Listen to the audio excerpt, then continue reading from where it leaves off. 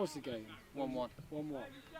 We were winning. My name's Dave Freeman and I'm lead youth development phase coach, and I oversee the development of the players from under 12s to under 16s. That's real, and if so you're I work still in too conjunction long, with some of the other full-time staff alongside the part-time coaches, and support that pathway for players coming through at those age groups. Fire. Better cross and position. He didn't want to hear me, John. That's called selective hearing. That's when he's blanked me. I would have done the same. So leave me alone. Yeah,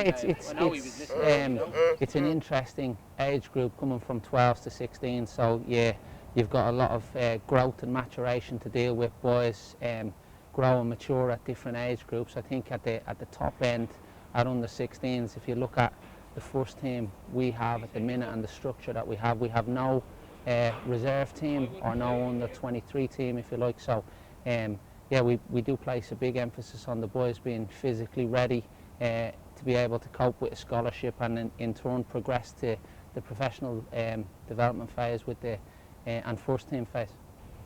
So at the moment you're being able to use St George's Park as training. How did that come about, and how useful is that as part of the development? Well, we've had a really good relationship with St George's for a number of years. I've been here for 6 years myself now, but I know prior to that the first team were training there when St George's wasn't fully open as England's headquarters, so we used the pitches there. We're probably the most local team to St George's, and it's an absolute excellent facility, not just for the first team and the under 18s who train there on a daily basis, but our under 9s to 16s program train there 3 times a week.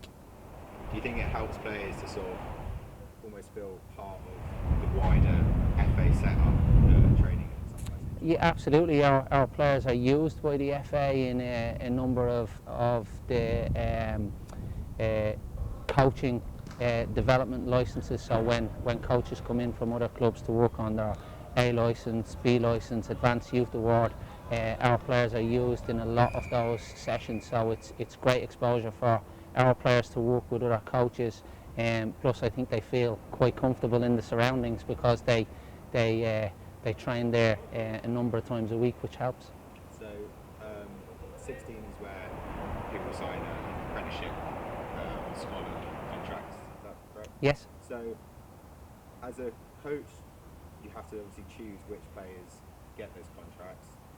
What are the deciding factors between a player being let go or kept, and also what decisions does a player have to make to pursue football rather than more mainstream education and other things? Well, I suppose going to the last part of your question, we place a big emphasis on education. Now, there are players who come in as part of the scholarship program who are in a BTEC course, but we have had players who academically are quite bright and have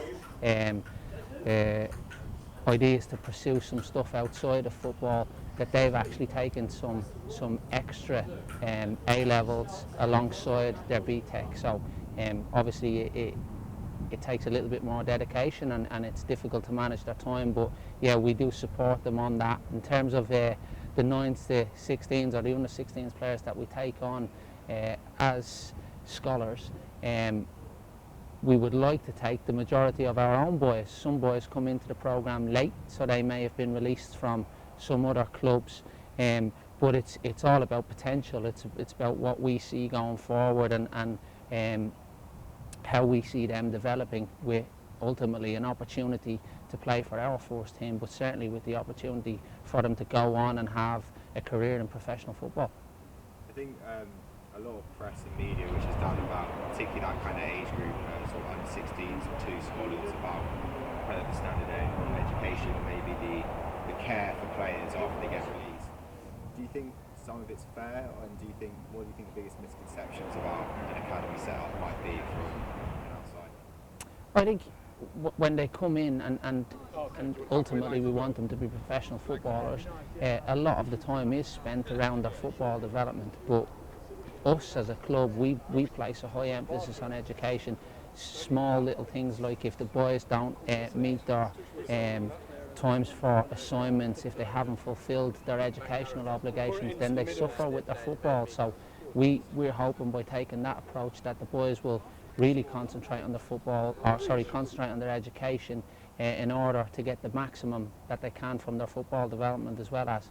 Plus we have an acute understanding that it's not everybody gets the opportunity to be a professional footballer, so preparing the boys as best we can for what happens after their football career or alongside a part-time football career is hugely important. Do you think most players appreciate that perhaps the percentages aren't against them, or that the education side is also important, and for those that perhaps don't quite understand the situation, how do you keep them focused? Do you see them acting out blind? Do you have any disciplines? I know you mentioned if they're not meeting their grades, they're going to be able to play football, but how do you just keep them on a day-to-day basis sort of focused and Yeah, I think boys mature at different times, and I don't think they all have a full appreciation for the fact that the numbers who go on to have a professional career are so small, and they all feel that they are going to be that 0.1% or whatever that may be, and